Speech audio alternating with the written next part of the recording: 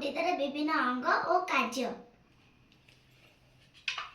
एटा हला उद्भिदर चेर, एटा हला उद्भिदर कांड, एटा हला उद्भिदर शाखा, एटा हला उद्भिदर फल, एटा हला उद्भिदर फूल, एटा हला उद्भिदर पत्र।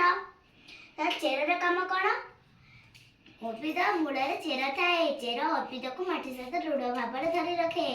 चेर द्वारा उद्भिद माटी जल और अन्य खाद्य शोषण करे। उद्भिद चेर द्वारा श्वासक्रिया करती। पुणी कांडर काम कोन? उद्भिदर कांड पत्र फूल फल को धरी रखे। उद्भिदर खाद्य और अन्य दरकारी पदार्थ कांड द्वारा उद्भिदर सब अंश को जीवा आसिबा करे। पत्रर काम कोन? पत्र उद्भिद खाद्य तैयारी करे। एणु पत्र को उद्भिदर रोषेई घर कहती। पत्र माध्यम रे उद्भिद श्वासक्रिया करे। किंतु केतेक उद्भिद चेर द्वारा श्वासक्रिया करती। उद्भिदर अदरकारी जल पत्र देई बाहर को बाहरी जाए। फूलर काम कोन? फूल उद्भिदर सौंदर्य बढ़ाए।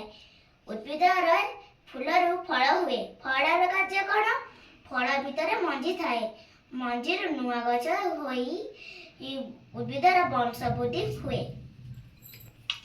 नमस्कार।